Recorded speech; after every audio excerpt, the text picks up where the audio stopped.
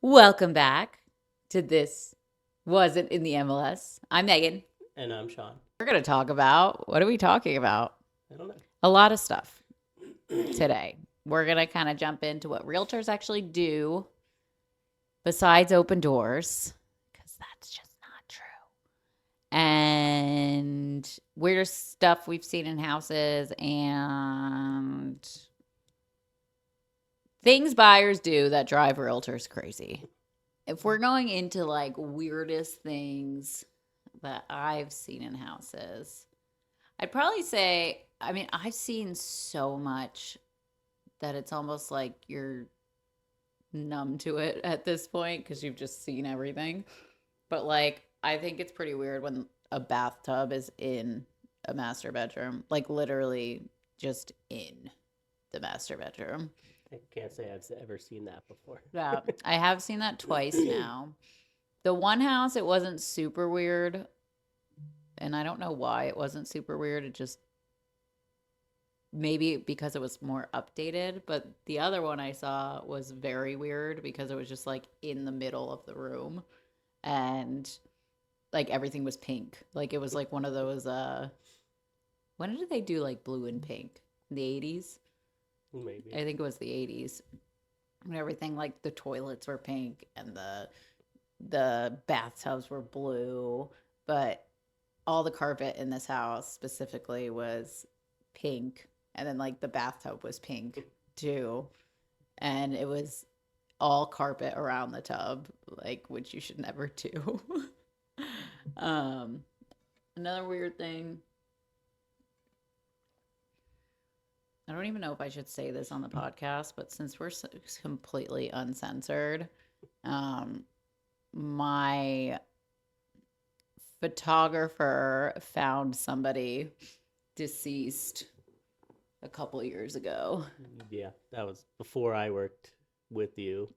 I actually worked in the community that the guy passed away in. And Yeah. you actually called me to, Well, to do a wellness yeah. check because he wasn't answering. So basically, long story short, I mean, I want to like respect their privacy too, but um I was supposed to have pictures taken, and then my photographer called me and he's like, "Hey, um nobody's answering the door." Or no, he said nobody called him in a pass.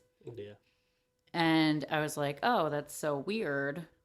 Cuz he said he the day before that he was going to call them in a pass. He knew that they were coming. And then yeah, they like were knocking on the door, Well, he said he and called him. yeah, but And they got in somehow. no, but they called him first, and you could hear his cell phone just ringing in the house. Oh, yeah. And nobody was answering, nobody was coming to the door. Right. And they got to the house somehow. I forget how they got in specifically, but then I called you because they told me that they could hear the ringing in the house and nobody was answering. I was like, "Well, he's always home." So then you went over. Did you go over I or you went sent I security went to over? security and I told them, so I went up there with security. Oh, okay. And then you guys found him. Well, I didn't go in, but security went in and found them. Yeah. So that was a very interesting thing. I didn't get the listing after that. It was just taken, paused there. So that's a weird thing to find, I Yeah, guess, in a house. yeah, Um, I don't know. And like I've walked into houses besides being weird, but like totally covered in mold and just inhabitable, yeah. basically. Like I we mean, were just at one today. yeah. This was before I was an agent. When I was first looking at houses, I went into one, and they actually had like a full. Their living room was a full wet bar in the living room, and then the fireplace. You actually had to step down like 4 steps to just this probably like 4 by 6 area that was just the To get to the fireplace. Yeah, fireplace. it was That sounds really like a weird. fire hazard. And everything was red and black. Like the Oh, I remember carpets you were telling me all about this. red and like everything was painted black and it was just like a really weird house. It's a vibe. Yeah. a team that's red and black. Maybe they were. I don't know if there's a. Is that hockey? Well, yeah, there is. Yeah. Maybe they were just a fan. Hockey fans. Maybe. I don't know. I've definitely seen some weirder stuff, and I can never. Whenever people like put me on the spot, ask me these kind of questions, I'm like, Yeah. I can't think of anything, but I've seen everything, and just like I've smelled way more than I've loved to smell in houses. I mean, Yeah. going back to cat smell, like I've smelled it bad before, just Yeah. everywhere. Yeah, I think that's the worst smell. I think that's even worse than cigarettes. Yeah. I panic when I walk into a listing and it smells like cat. I'm like, oh my God, like we got to do something because people will just walk in and walk out I just can't from like that. I can't believe half the people that don't smell it. Like they don't even realize it, and I think it's so strong. It is so strong. I smell it strong too. Yeah. But even you smell it more than I do. Yeah. Um, but I get when I actually walk into like moldy houses with buyers, I can taste the mold in my mouth. It bothers me Well, so much. that's the worst when you walk out and leave. You could still like taste the house. Yeah, yeah. So like if I walk into a moldy house, I know like my whole day is tasting mold. Like that's what I don't know why my body's like that, but other people that I'm like with, like buyers, they're like, "No, I don't know what you mean." I'm like, "Well, I guess I'm just weird." Yeah. But yeah, I've seen some crazy stuff for sure, but I'm super numb to it. I mean, like we listen and we don't judge. Oh yeah, there's super odd shaped houses out here. Yeah, you got one in the hideout that's a A pyramid pyramid. house. But that's like the most popular buy. Like people want that house. That house Yeah. sold for like somewhere in the high fives because it was completely redone and nice, but it's super cool. Yeah. We have the circle houses. Well, there's one in Pocono Springs that it's an octagon. Yeah. And we have the regular circle ones that are Yeah. just like saucers. Those are interesting. Everybody wants the chalets though. The chalet is where it's at out here. And as soon as a chalet comes on the market, it's like gone. Yeah, like the A-frame houses, they just sell so fast. Like I don't Yeah, know, the everybody A-frames loves too. A-frames. I know. Well, they're lake houses. Like we're Yeah, in a lake area, so that's the lake feel with the big windows and yeah, all that stuff. But yeah, but I mean, we go in, it's so hard. Like you're selling so many different types of houses. And I gotta say, it's like really hard to tell somebody, hey, like this is not a very popular, like what people like, hmm you know, sellers especially. Like I work with a lot of sellers, but yeah, it's hard because, and that's why my checklist just comes in handy because I'm like, here's this, just do all this so that I don't have to tell you what. I didn't say anything Why'd you blink like that? because my eye was hurting. What the fuck? You immediately looked at me like I was talking too much. No, my eye was just hurting.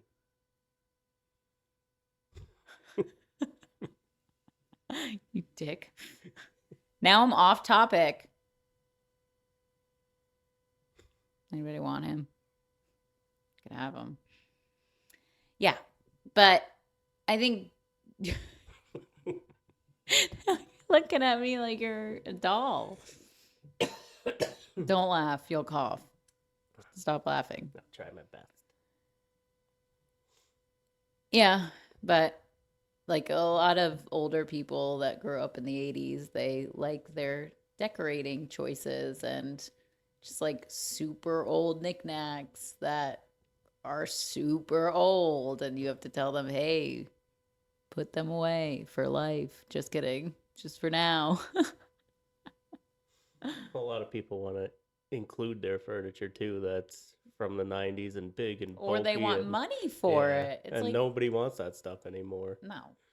Like the antique stuff, even. Like, people don't even like antique, at least out here. Like, you're in the middle of nowhere and nobody really wants antiques anymore. And Yeah, when I used to do the clean outs, the amount of like the big bulky furniture and like the owners would be like, "Oh, you should save it and try to sell it." Like nobody wants it. oh Like yeah, the couple things that I used to try to sell, it never worked. It went to the dump anyway. Sean's a marketplace god and sells our entire life on marketplace. So Yep. yeah.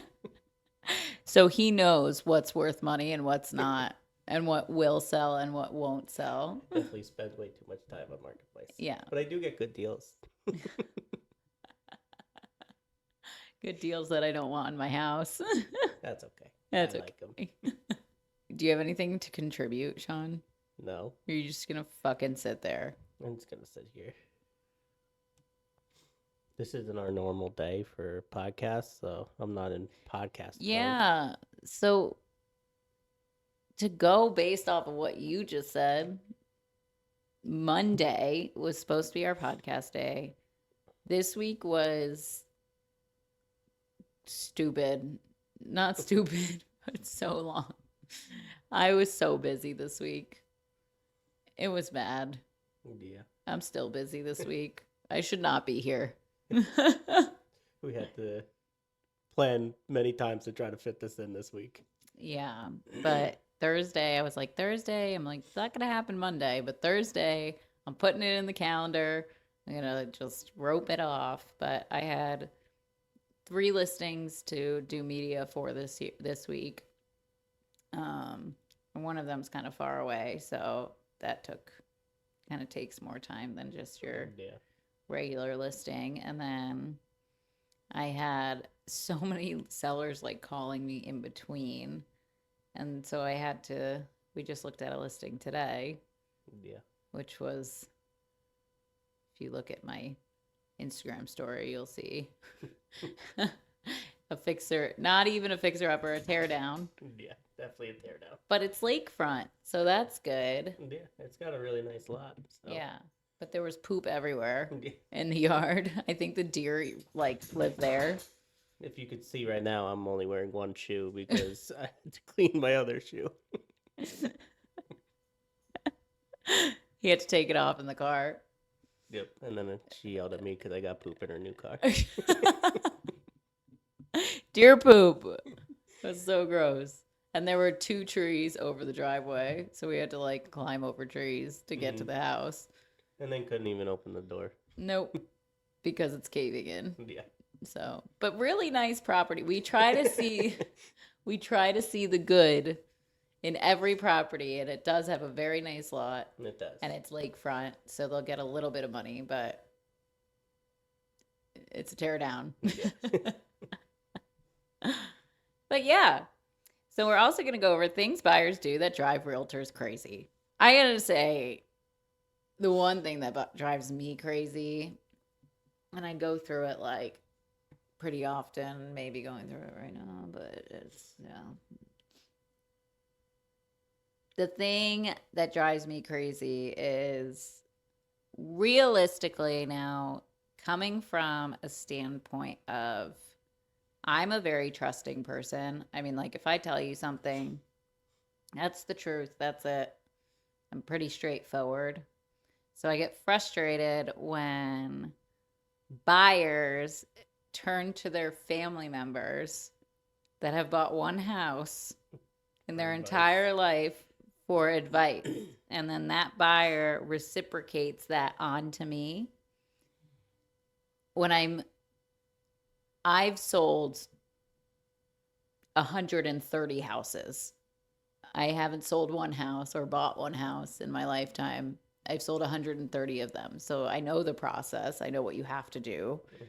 And I'm not talking about money. I'm not talking about like, how dare you not put this offer in when I told you that this is what it's worth? No, I don't care. Like, we can negotiate all you want. But when it comes to the legality of things and going through the process and going through the motions and everything like that, I get really frustrated with having that reciprocated onto me, like having that like on me that your sister said this and that's what we want to do. Okay, if you want to kill your deal, listen to your sister. Yeah. You know, it's so frustrating. And also, like, bringing your dad, this is like a constant real estate joke, but Yeah. like bringing your dad to the inspection, because no offense, they make it worse. They make it look like a bigger problem than it is. And with real estate, everything's negotiable. So it's Yeah, and like if there's a most problem, you're gonna like most sellers are gonna fix any like major issues for the most part because even if you don't buy the house, the next person's gonna ask for it anyway, or they're gonna ask for exactly. money off. So everything's negotiable, like you just said, and And if they won't fix it or won't give the credit, then then you can move on. Okay, at least you tried to have that problem fixed. yeah, I mean, I think that no matter what transaction you're in, like every single house has a price. That crappy house we went to today has a price. yeah, everything has a price. Everything has a price. So, yeah, we're going to price it to sell because realistically, it isn't much anymore. So, we're going to price it at a reasonable price that buyers will come in and say, okay, I could see this being worth that. Yeah, But if you're going through inspection process and you need a roof, like for example, a roof, and say a roof costs like $20,000 on this house, we're going to try and negotiate and get you that $20,000, or we're going to try and get the seller to repair the roof. Like, yeah, let's not dramatize this. Every house needs a roof eventually. Every house. It's that it's that house's time, and you know? you're never gonna find a house that has nothing wrong with it. Exactly. You don't even get new construction houses anymore that have nothing wrong with them. No. So it's just I get frustrated when I don't care that you bring your dad, but have your dad not be a pain in the ass. I guess that's what I could say. Right? Yeah, I mean, I get it, but I think the problem is like your family members scare you. Like they scare the buyer like into things that aren't scary and stuff that we do every single day. Like we yeah, deal with this stuff it's our every single job to do day. it. Yeah. So it's not scary to us, but like come to us for guidance. And not every agent is the same. There's a lot of agents that really suck and make us look so bad, you know? Hmm. But if you like your agent and you feel like they know what they're doing, then go to them for guidance. I mean, that's just, they do these things every single day.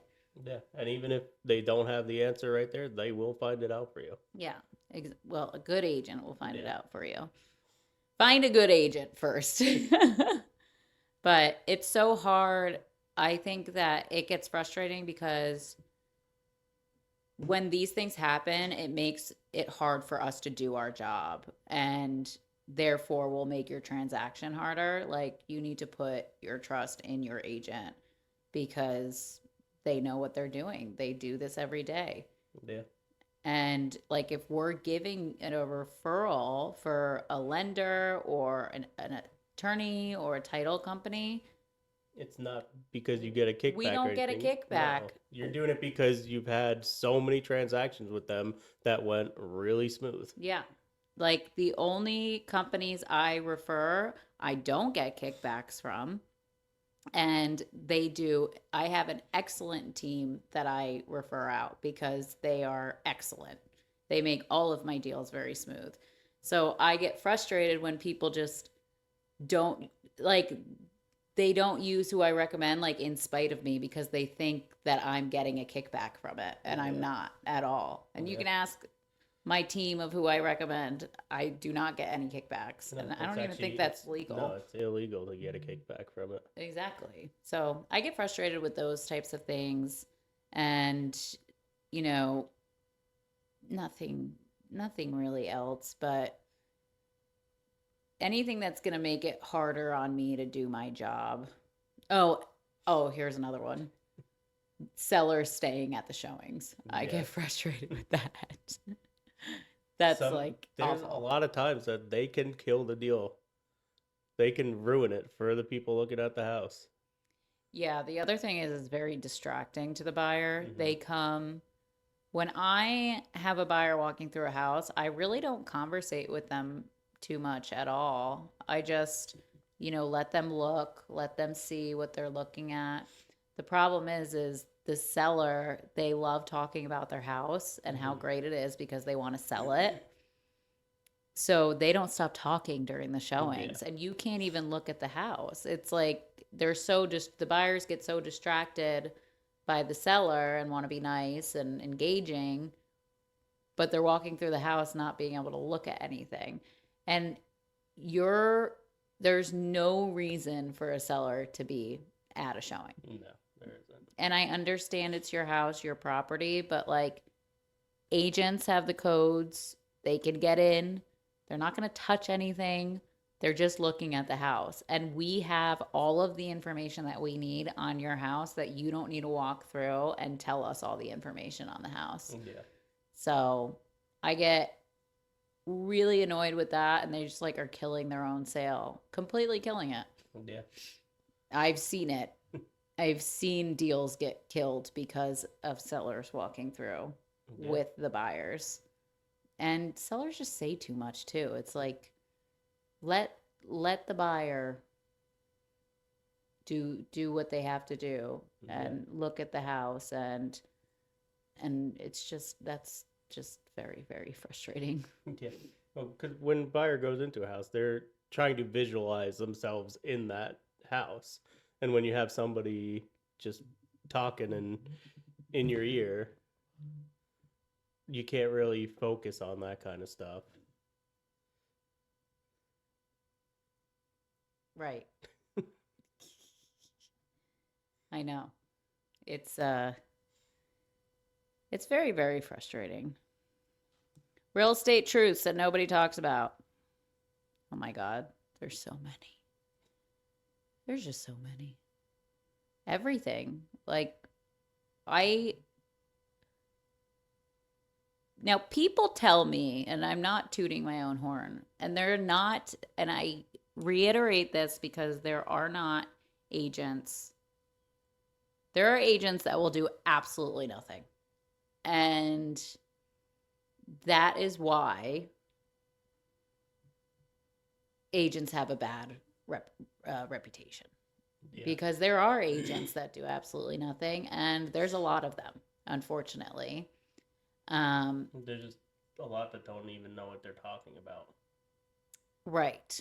So I know that I'm worth the money that people pay me Mm. because I am constantly working to get a house sold.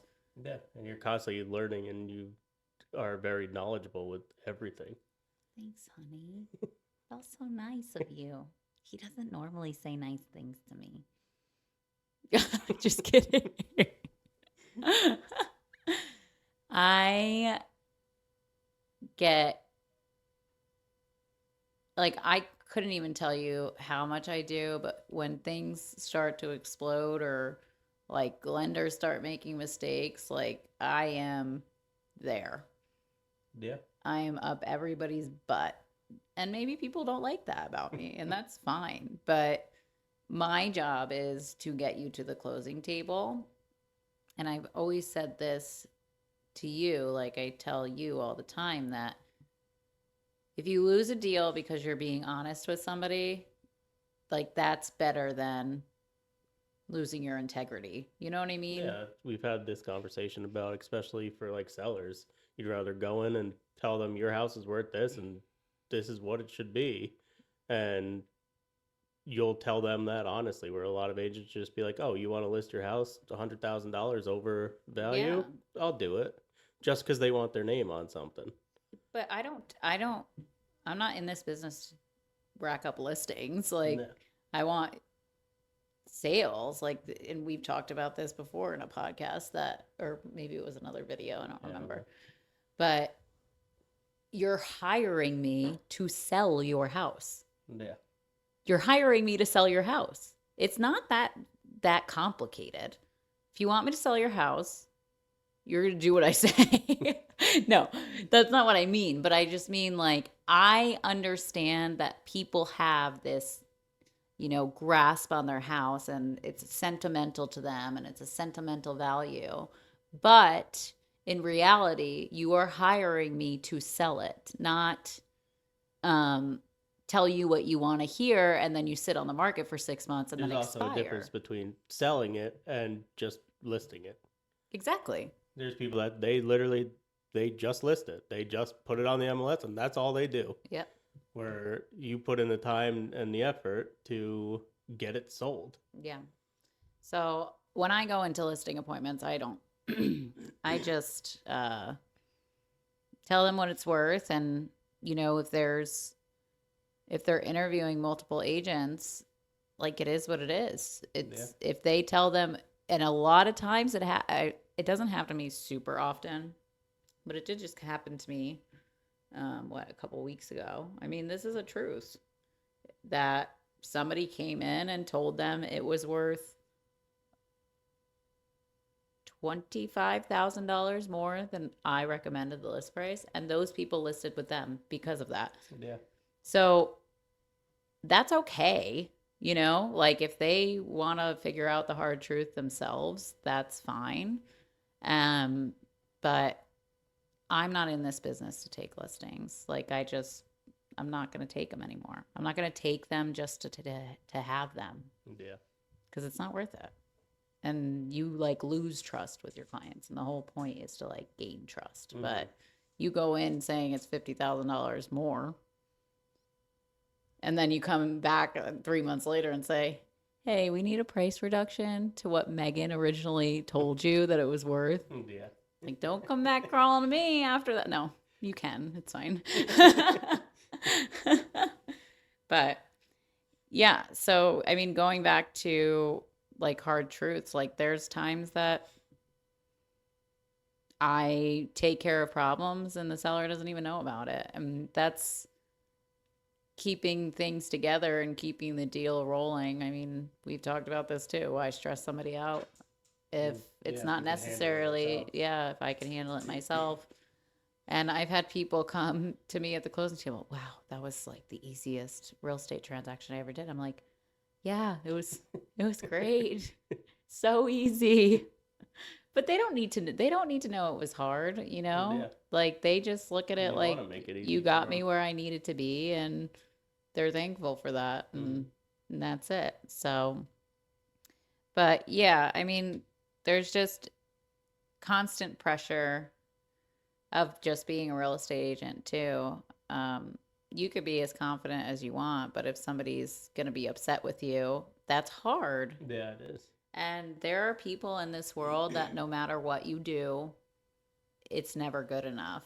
And yeah, that's definitely true. I have learned that so many times that it's like, well, I'm doing everything. It's like you're priced wrong. So it's not my fault that your house isn't selling. It's actually your price. Like, and that's usually most of the time that's always the issue. It's always price. Yeah. There's nothing really else to it. The market will sell your house. Mm-hmm. Yeah. Yeah, that's true. It's just, the pressure of clients is sometimes it does a lot. So it does get overwhelming sometimes. It does. And like calling at 10, 11 o'clock at night, like that's not right. You don't do that. And that's a big thing for you too. Like, like you shouldn't be calling anybody at that hour. Yeah.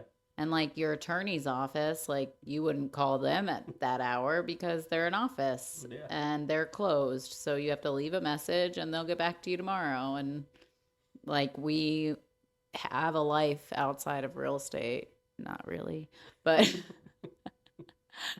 we try to have a life outside of real estate. Yeah. And I always take care of urgent matters that need me right away. But if you're calling me at 11 o'clock at night because you like a house that got listed at 10 o'clock at night, I'm probably not going to answer you until the morning. And that's just the fact of the matter. It's not we're people too. And that's what I struggle with too is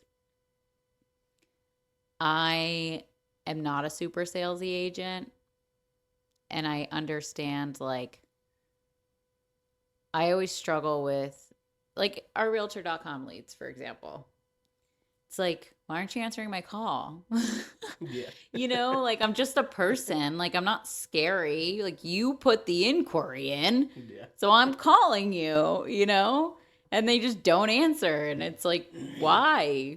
I'm not going to make you buy the house. Yeah. I'm just asking you if you have any questions. Like and I'm not going to keep you on the phone forever either. So Yeah, I just don't get it. some people are just funny. Just like the one I had the other day. I called and they were like, "Sorry, I did that by accident." So you're gonna tell me you put in your phone number, your name, and your email by accident? Okay. All right. But you're not salesy either. So No. like we're kind of on the same page with that. But I have talked to very salesy agents, Yeah. and like I can understand the fear of like maybe not wanting to answer the phone because you're afraid that you're going to be like forced into doing something or something like that, but I'll friggin' talk to you about the weather if you want to talk about the weather, but you put the inquiry in, not me. Yeah. I'm just the agent. Yeah. I'm just answering. And I'm not a cold calling agent. I don't cold call people. I don't I don't go through a list of people and call them and see if they want to sell their house with me. I might send you an email. But but it's interesting to me because and I get salespeople, right? Like everybody's like salespeople. Like they just don't Yeah. stop calling. They're like telemarketers and all this other stuff. But we're people. Like I'm just a person and I have a personality that we could talk about the weather. We could talk about nothing to do with real estate. And I'd be fine with that too. Yeah. So, but I think we should wrap up. Okay. Thanks for watching. This was not on the wasn't. Shit. This wasn't on the MLS. I'm Megan. And I'm Sean. And have a great night.